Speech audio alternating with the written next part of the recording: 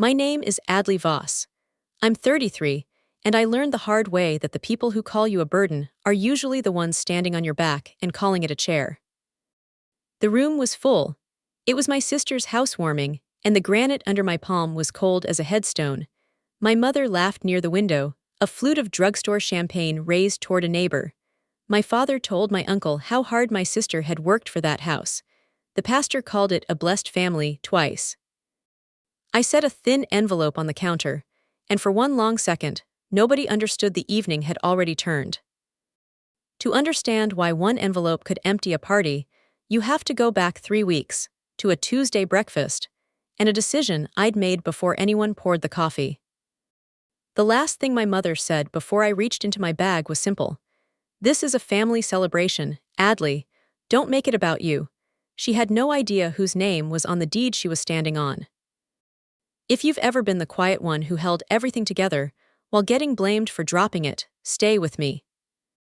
3 weeks earlier, my husband Marcus drove us across town for our weekly breakfast at my parents' house on Birchwood Lane, a narrow brick rancher with a porch step my father had sworn to fix for a decade. I loved that kitchen more than made sense. Marcus squeezed my hand in the driveway. He knew part of what I was carrying. I was 11 weeks pregnant, and I wanted to tell them at that table, the way I imagined normal families did it. What he didn't know, what nobody knew, was that I was carrying 2 pieces of news, and only one had anything to do with a baby. The other had sat quiet in my chest for 6 years, and I'd finally decided what to do with it. We sat down. My mother poured coffee she didn't offer to sweeten. My father read the sports page like we were furniture. I waited until the eggs were plated, because some stubborn part of me still wanted the moment to be nice. Then I told them. Marcus and I were expecting, due in spring. They were going to be grandparents again. My mother set down her fork, looked at me the way you look at a leak spreading across a ceiling, and laughed. "Just what we needed," she said. "Another problem." Then she brightened genuinely and added, "Your sister just closed on her new house. That's the only good news we've had today." My father didn't look up right away. When he did, he wore the thin smile he saves for cruelty dressed up as honesty. "Life would have been easier if you'd never come along," he said. "Now there's going to be 2 of you." The kitchen went quiet, the refrigerator hummed. I felt Marcus go rigid beside me, felt him start to rise. I laid my hand over his forearm and pressed him gently back down. I didn't raise my voice. I didn't cry. I smiled at my mother, smiled at my father, stood, smoothed my shirt over the small curve that was my daughter, and walked out. My mother called me dramatic. My father told me to act like an adult. I kept walking, because here's what they didn't know as they watched me go. The house they were sitting in, the eggs, the heat humming through the vents, the roof over all of it, had been mine to give or take for 6 years. Marcus drove home with both hands white on the wheel. He's a big, quiet man, an Army veteran who fixes furnaces for a living, and it takes a lot to shake his voice. It was shaking. "No father talks to his daughter like that," he said. "No mother laughs at a grandchild." He was right. I let him carry the anger for both of us, because I didn't have room. I'd spent mine years ago and traded it for something colder and more useful.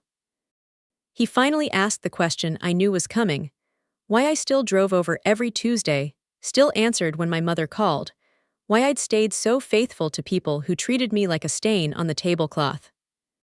I looked out at the town sliding by, the church, the bank where I'd signed a quiet piece of paper 6 years before, and told him the part he already half suspected. For 6 years I had been paying my parents' bills. Not helping. Paying. The electric, the water, the insurance, the copay when my father got his cardiac stent, all of it moving quietly from an account they'd never seen, under a name they'd never asked about. They thought it was some county assistance program. They thought the government loved them. It was me. I'd never told them. I'd never told Marcus the full size of it either, because some part of me believed that if I ever let go, the whole thing would collapse, and it would be my fault. That was my flaw. I didn't need their love anymore. I just couldn't put down the weight. To understand the weight, you have to meet my grandmother, Odessa.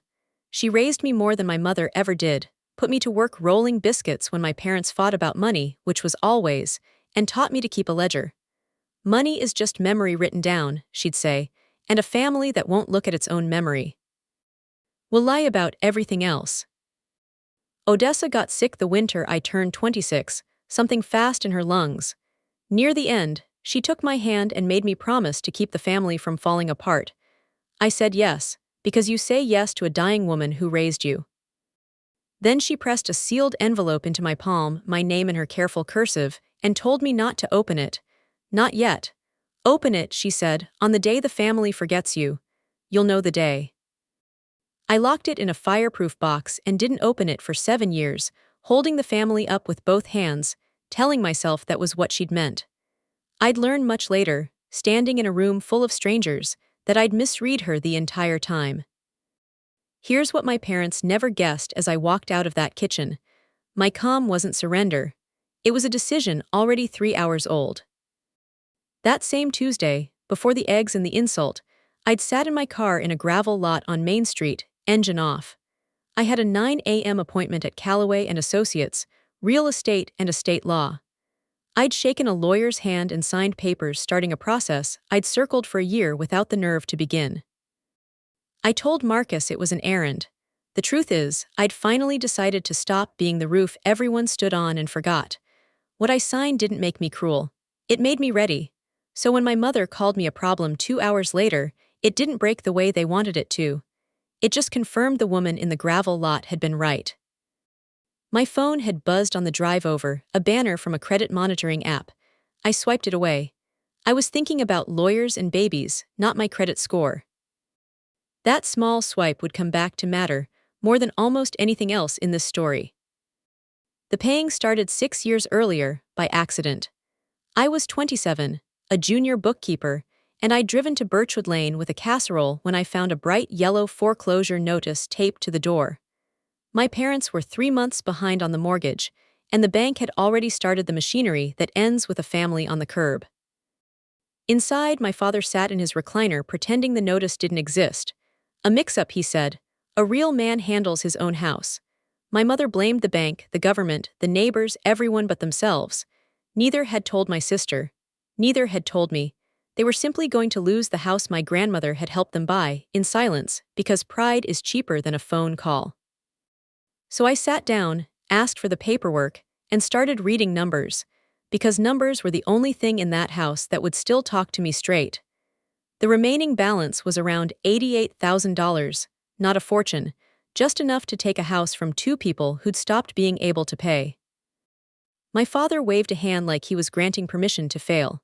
My mother told me not to embarrass the family by talking to the bank, so I stopped asking and started acting. My grandmother had left me a modest inheritance the year before, just under $30,000, untouched because spending it felt like admitting she was gone. I put that down, took out a loan in my own name for the rest, and quietly bought my parents' house out of foreclosure before it reached auction. The deed was recorded. In the space where the owner's name goes, it didn't say Grant or Renata, it said Adley Voss. I let my parents keep living there, rent-free. I told them the bank had a hardship program. Neither ever asked to see a document or wondered why the scary yellow paper simply vanished. It vanished because I made it vanish, and because I let them keep a comfortable lie instead of an inconvenient daughter. After that, carrying them became the shape of my life. When the furnace died the second winter, I paid for the replacement and called it warranty. When my father needed a stent, I moved money quietly and credited Medicare. When taxes came due, they came to me because I owned the house. And every time, they gave the credit to someone else. My mother testified in church that God had kept a roof over their heads. My father told his brother, a hardworking man gets taken care of in the end. They never once wondered whether the invisible hand keeping them warm might belong to the daughter they liked the least. I could have told them. Every time I got close, my mother would mention how successful my sister was, and I'd swallow it and pay the electric bill and drive home. My grandmother used to say pride is the most expensive thing a poor family can buy. She never told me it would be my money that paid the bill. The coldest night taught me what I'd signed up for. A January when the cold sat on the town like a hand, my mother called at 9, saying the furnace had quit and they'd just have to freeze. I drove over with a space heater from our own bedroom, stood in that freezing basement, and knew before I touched it that it was done. $3,100 the next morning. I paid it and called it warranty. My father, warm again, told me over coffee that a man plans ahead so his family never goes cold, said it to my face, in a house I owned, warmed by a furnace I'd just bought, and believed every word. That's the thing nobody tells you about carrying people. It isn't the money that wears you down. It's standing in the warm kitchen you paid for while the person you saved calls it foresight. None of this started with the pregnancy. The favoritism was the water I grew up swimming in. My sister Presley got ballet lessons and a car at 16. I got told money was tight, and a bus pass, and a lecture about gratitude. The real crack came at 18, when I got into a state college 2 hours north on a scholarship I earned myself. My father took it as betrayal. He wanted me in town, under his roof, a girl he could send to fetch things. So I left, built a small, honest life with Marcus, and he never forgave me for proving I could stand without leaning on him. He didn't hate me because I failed, he hated me because I didn't need him, and a man like him would rather be needed than loved. My mother learned to echo whatever kept him comfortable. My sister learned the daughter who'd left was fair game. By the time I was secretly paying their bills, the story of me as difficult, distant, ungrateful was 30 years old and set like concrete. You need to understand what that baby meant, so you understand why problem landed the way it did. Marcus and I had wanted a child a long time, 2 quiet years of disappointment we never mentioned at family dinners, because our family made no room for anyone's grief but its own. We'd built a good life on the other side of town. The second bedroom had stayed storage for years, because turning it into a nursery before there was reason felt like tempting something. The week before that breakfast, we'd finally started. Marcus painted one wall a soft sage green, and we stood in the doorway with the roller still wet and let ourselves believe it. I had a photo of that wall saved on my phone, planning to show my mother after I told her. I never took the phone out of my pocket. She laughed before I got the chance. That night in the truck, I deleted the photo so I'd stop looking at it. The insult didn't reach me. I'd had years of practice letting her words slide off. What reached me was that photograph. You haven't met my sister yet. Presley is 35, 2 years older, and she's spent her whole life being the one our parents point to when they want to feel proud. She married a decent, forgettable man named Corbin, has a sweet 8-year-old daughter named Junie, and a genius for arriving after the hard work is finished and taking the seat at the head of the table. 2 days after the breakfast, Presley called not to ask how I was, but to gush about her new house and ask me to build her a spreadsheet for the housewarming budget, because I was so good with that boring stuff. Before hanging up, she added gently like a kindness, "Don't make the baby a whole big thing at the party, okay? Mom's already stressed. Just let this be Presley's day." She actually said her own name in the third person. I sat with the phone a long minute after she hung up, and somewhere under the insult, my bookkeeper brain snagged on a fact and wouldn't let go. Presley had mentioned twice that our parents gifted her $40,000 toward the down payment. $40,000. And I, the person who'd watched my parents' accounts for 6 years so their checks wouldn't bounce, knew my parents didn't have $40,000. They didn't have $4,000. So where had it come from? Money doesn't appear from testimony. Money comes from somewhere always, and a bookkeeper's entire job is finding the somewhere. I started pulling threads that night, legal pad in front of me, Marcus asleep down the hall. What I knew, what I paid, what they had, which was nearly nothing, and what they'd suddenly given, which was a small fortune. The columns didn't touch. There was a gap exactly $40,000 wide, and something had to be standing in it. That week I went back to Ms. Calloway. I laid it all out, the foreclosure, the buyout, the deed, 6 years of quiet payments. She gave me the truth in plain words. Legally, the house was mine, free and clear. My parents were tenants at will, and a landlord can end a tenancy at will with a written 30-day notice. I could, if I wanted, give my own parents 30 days. Then she asked the only question that mattered.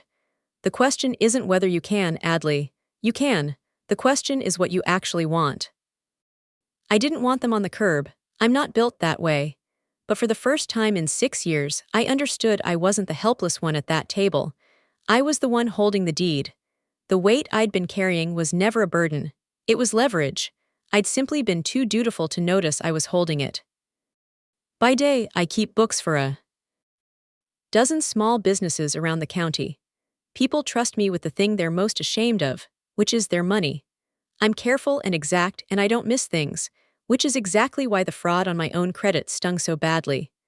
The skill that made me valuable everywhere else had been aimed my whole life at everyone but my own family, because looking too closely at my own family was the one audit I'd never let myself run. I made myself a promise. I was going to run the audit. 2 nights later, cleaning out my phone, I finally opened the alert I'd swiped away. New account opened. I expected a glitch. Instead, a real credit card, opened 7 months earlier in my name, with my social security number, already carrying a balance north of $11,000. I called the fraud line that night. That's where the wall went up, the wall I couldn't climb no matter how right I was. The account had cleared every identity check because whoever opened it knew everything a bank asks to prove you. To formally dispute it, I'd need a police report and a security question. When the representative read it to me, the blood left my face. The answer entered was Odessa, my grandmother's name, a detail only a handful of people alive would think to use, and every one of them shared my last name. I didn't sleep that night. I sat on my closet floor at 2 a.m. and pulled down the fireproof box I'd carried through 3 moves and never fully opened. Inside was the deed, 6 years of payment records, and at the bottom, still sealed, my grandmother's envelope. Open it on the day the family forgets you. I broke the seal. Her letter was short. Adley, my girl, take care of them even when they can't see it because that's what love does. But hear me, a good heart is not a door you leave open so people can wipe their feet on their way through. When they forget you, and they will, remember this, you were never their burden, you were their roof. Don't let anyone teach you to be ashamed of being the strong one. Be strong on your own terms. I read it 4 times. She had known. Somehow dying, she'd known exactly who these people were, and reached 7 years forward from her grave to put the right sentence in my hands on the right night. You were their roof. I put the letter in my purse instead of the box. From that night on, I carried it everywhere. The next morning, I showed Marcus everything, the deed, 6 years of ledgers, the fraudulent card, my grandmother's letter. He sat very still, and when he looked up, his eyes were wet. He wasn't angry I'd done it. He was angry I'd done it alone. You've been carrying a mortgage and a lie by yourself for 6 years, he said, and you never told me the size of it. I told him I'd been afraid that if anyone helped me hold it, I'd find out it was too heavy, and then I'd have to put it down, and it would be my fault. That's the thing about being the responsible one, you believe the world is balanced on your 2 hands. He took both my hands across the table. Whatever you decide, Adley, decide it as the woman whose name is on that deed, not as the kid at that table. Something in me that had been clenched for 6 years let go, just a little. Before doing anything else, I went to see my grandmother. Odessa is buried under a maple that turns the color of a struck match every October. I sat in the cold grass and read her letter out loud. Lo, the way you talk to someone only a little bit gone, and asked the question I couldn't answer alone, whether a good woman is allowed to stop, whether the promise I'd made her meant I had to keep standing under this family until it crushed me. No voice came down out of the wind, but I heard the answer in her own words, already folded in my purse. She hadn't asked me to be a martyr. She'd asked me to be strong, on my own terms. Keeping a family from falling apart isn't the same as letting it fall on you. I stood, brushed the grass off my coat, and drove into town knowing exactly what I was going to do. The deciding was over. Now there was only the doing. I brought everything to Ms. Calloway. She traced the $40,000. Part had come from a line of credit my parents opened against the house, a house they didn't know they no longer owned, serviceable only because my quiet payments had freed up every dollar of their income. The rest, a little over $11,000, was the fraudulent card. The gift they bragged about had been partly bought with money stolen in my name. For the first time in this whole story, I knew something my family didn't. I knew all of it, and I could prove every line. They were still bragging at church. They were still planning the party. That afternoon, Presley texted, "Housewarming set, 12 days out. Family photos, so wear something nice and please try to be positive for once." 12 days. She was planning a party on a floor I could pull out from under her, and telling me what to wear to it. Over the following days, I built a file the way I'd build one for any client heading into a fight, not to destroy anyone but to be ready. The recorded deed, 6 years of payment records, the trace of the 40,000, the credit card statements with my name on top. All of it into one unremarkable manila envelope. Here's the part my family would never have believed. Even then, I still hoped I wouldn't have to use it. I'd built the file, but I'd also built a door, a way for two aging people to keep their home, with dignity if they'd just stop lying. I'm not a woman who enjoys ruin. I'm a woman who keeps the receipts and prays she never has to show them. Marcus asked quietly if I was sure I wanted to carry all this to a party. I told him I wasn't going to burn anything down. I was just going to walk into the room where the lies got told and turn on the lights. There's a particular patience you learn when you know something a room full of people doesn't. My mother called twice, not to apologize but to remind me to bring a salad and make sure Marcus wore a collared shirt, because Presley's new neighbors were a nicer sort of people. My sister posted photos of the empty house, hashtagging her blessings, tagging our parents as the most generous in the world. I looked at those photos and thought about the $11,000 of stolen credit sitting inside those walls. Every one of them was performing loudly for an audience they assumed would always clap. I let them. My grandmother used to say you never interrupt someone building the gallows they're going to be standing on. The Sunday before the party, I sat in the back pew of my parents' church and watched my mother work the room the way I work a spreadsheet, thanking God for 6 years of my paychecks without once suspecting whose they were. It should have made me furious. It made me calm instead. My mother wasn't confused about the truth. She'd simply decided the truth was whatever made her look most blessed, and rehearsed that version so long she believed it. If the truth was going to land, it would have to land in a room exactly like that one, full of the people she performed for. 2 days later, Presley called about money, which is the only reason my sister ever calls me. The caterer wanted a deposit. Could I just float it? She'd pay me back.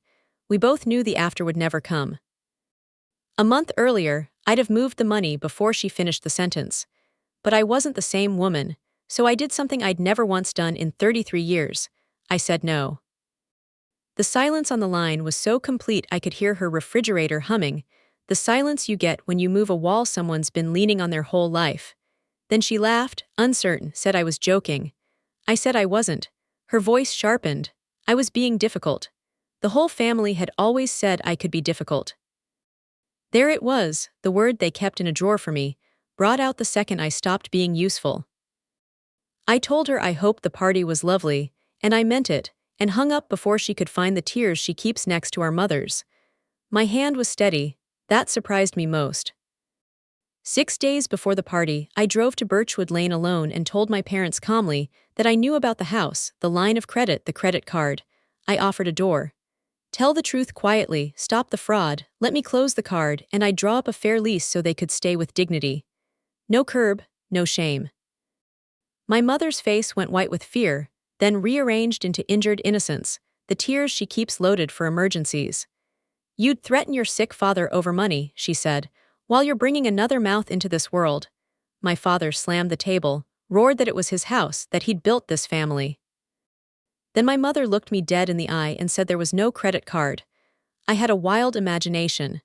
She lied to my face, in the kitchen where she raised me, with the proof already sitting in a lawyer's drawer. I stood up, I didn't argue, I said, "All right, Mom," and I left. I'll give my father one honest thing. As I stood to leave, his hand gripped the table's edge, shaking, not with anger. For just a second the bluster fell off his face, and I saw an old, frightened man starting to suspect he'd bet his whole life on being wrong. I felt it. I'm human. But a flicker isn't an apology, and fear isn't sorry. He chose, even shaking, to call me a liar rather than tell the truth. I was barely home when Presley called, not scared at all, smug. She couldn't believe I would, quote, blackmail our parents over a house. Then she said the thing that ended whatever was left between us. She'd known for years I was helping out, and she and our mother had agreed it was easier if I just stayed the responsible one and let them enjoy things while they still could. She'd coached them to keep taking, because a guilty daughter pays more than a happy one. Then she called my pregnancy, quote, your little C. Tuition, and told me not to ruin her party. I hung up. My sister wasn't an innocent bystander. She was a partner in it. One decision kept me up more than any other. The police report. Clearing the fraudulent card meant reporting the account as identity theft, and every road on that map ended at my mother. Filing meant reporting my own mother for a felony. Ms. Calloway laid out the truth the way I lay it out for my own clients. The law didn't require me to press charges, only to report the fraud so the bank could reverse it. There was a middle road. Confront the person responsible privately, offer them the chance to close the card and assume the debt in writing, and only file if they refused. I wasn't going to walk in swinging a police report like a club. I was going to offer my mother the one thing she'd never offered me, a way out that didn't cost her everything. If she took it, no report. If she lied to my face again, the report wrote itself. The dread had been the not knowing. Now the deciding was no longer in my hands. It was in hers. I kept coming back to one question. How had anyone gotten my social security number, my exact legal name off old records? Then I remembered the shoebox, and my stomach went cold. When I was 22, my mother had made a project of keeping the family's important papers safe, a green shoebox on the closet shelf, filled one Thanksgiving with our birth certificates, social security cards, pay stubs, passport paperwork. At 22, it sounded like love. She'd kept that box ever since. She hadn't stolen my identity in some dramatic midnight raid. She'd simply reached up to the shelf, where I'd trustingly handed it to her a decade before, used it, and mailed the statements to her own address so I'd never see them.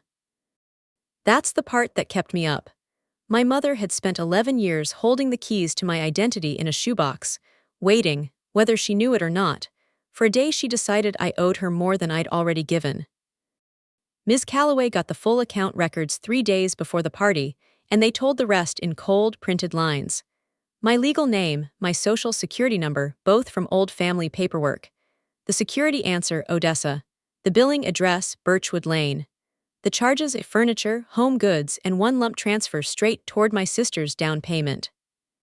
Everything pointed at one person. My mother. Not a stranger, not a data breach. My mother, sitting at that kitchen table telling me I had a wild imagination, had opened a credit card in my name to help buy my sister's house, and had been paying the minimum with money that, followed all the way down, was also mine. I wasn't going to scream. I wasn't going to post it online and let strangers do my yelling.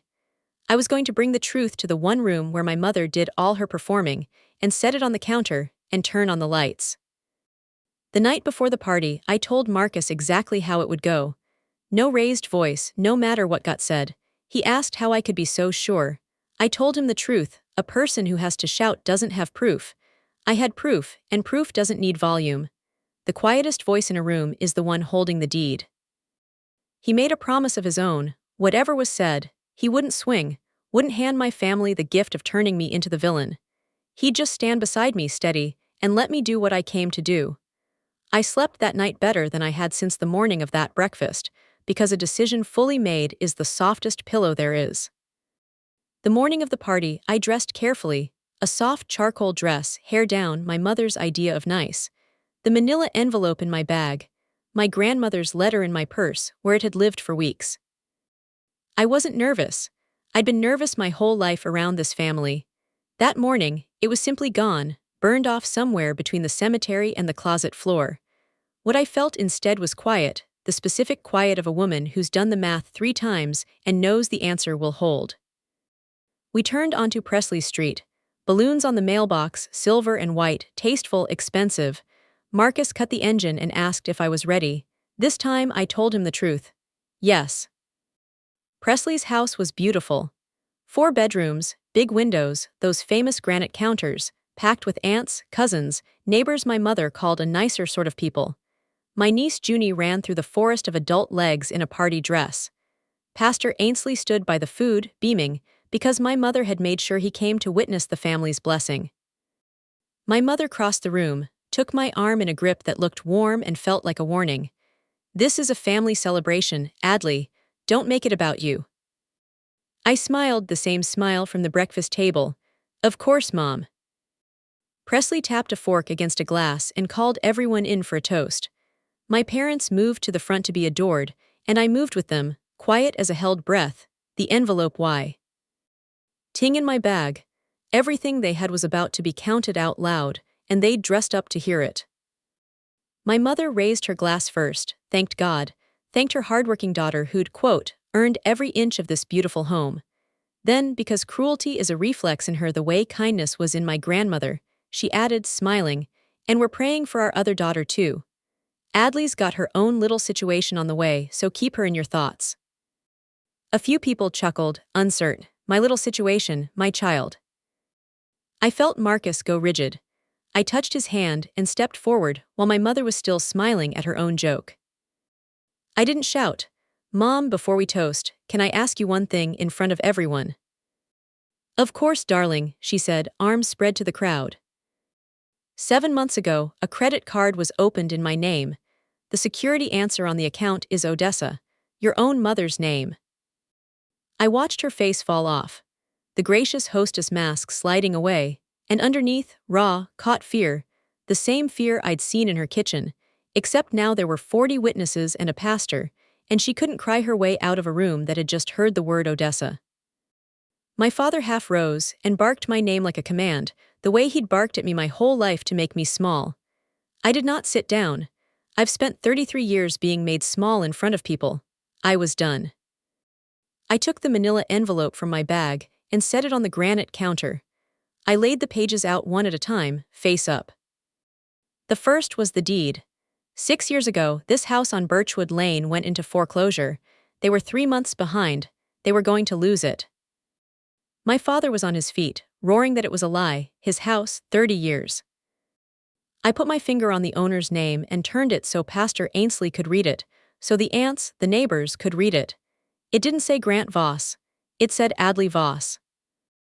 I bought it, out of foreclosure before the auction, with my grandmother's inheritance and a loan in my own name. It's been mine for 6 years. Dad, you've been living in my house. And I've been paying every bill in it, while you told this town God did it, and that I never lifted a finger for this family. The room made a low collective sound. My father opened his mouth and nothing came out. He'd needed his whole life to be the man who provided, the king in the chair, and I'd just set the deed to his kingdom on his other daughter's counter. His color went gray.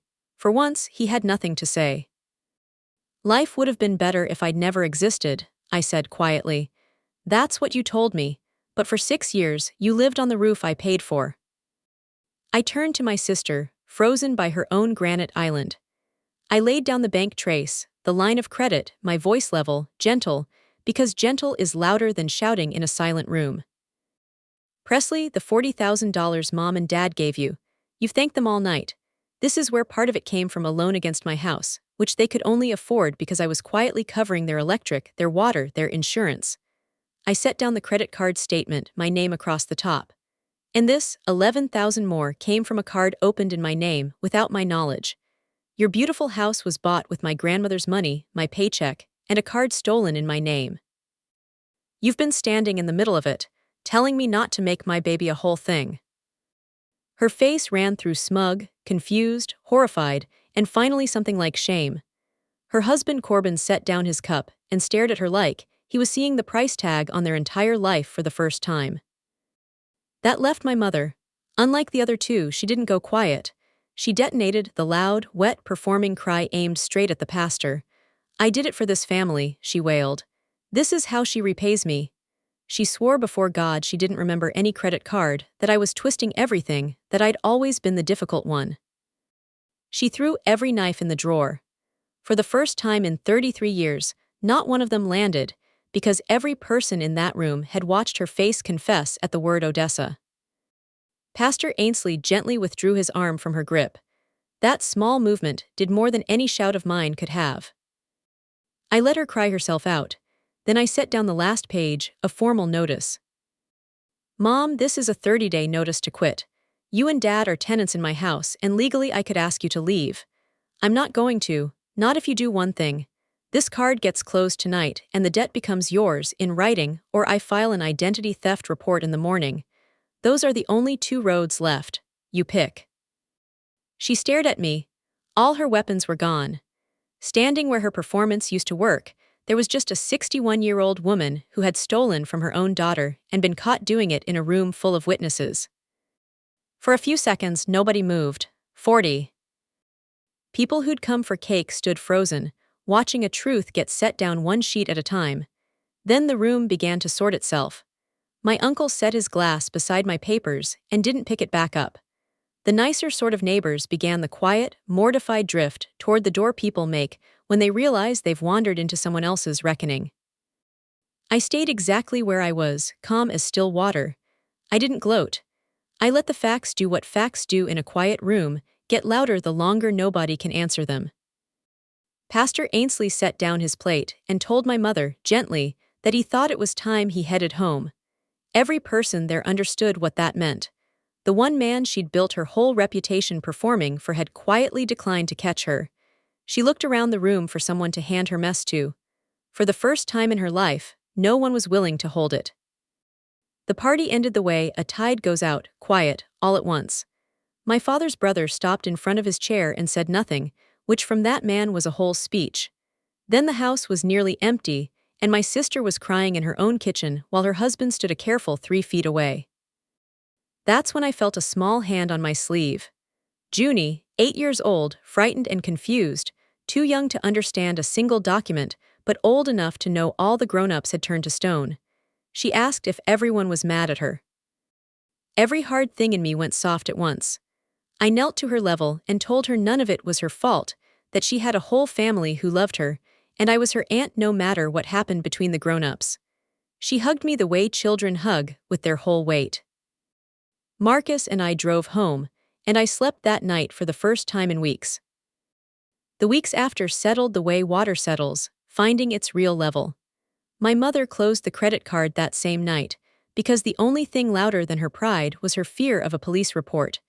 She and my father signed papers assuming the debt, and the fraud came off my credit for good. I did not put my parents on the curb. I had a fair lease drawn up, real rent this time, and let them stay on Birchwood Lane on terms that were finally true instead of a lie I paid for. I no longer lie awake covering the difference in secret. Presley kept her beautiful house. I'm not in the business of punishing an 8-year-old for her mother's choices, but the shine came off it the day the town learned how it was bought. My daughter was born healthy in the spring, pink, furious, and perfect. I didn't name her after my mother. I named her Odessa. When people ask if I still help my family, I tell them the truth. I help where help is honest. I stopped helping where it was just a hole I was pouring my life into so other people could stay comfortable calling me the problem. My grandmother was right about everything, in the end, 7 years early, and 1 sealed envelope late. A good heart is not a door you leave open so people can wipe their feet on their way through. And the ones who call you a burden are almost always the ones you've been carrying. I was never their problem. I was their roof for 6 years, and I never knew it. And the day I finally read my own name on the deed was the day I stopped being ashamed of being the strong one. That's my story. 6 years of silence, 1 sealed letter, and a party that finally told the truth on a granite counter. If someone in your life has been quietly holding everything up while getting called the problem, maybe that someone is you. Set the record straight. Kindly, clearly, then do one honest thing for yourself today.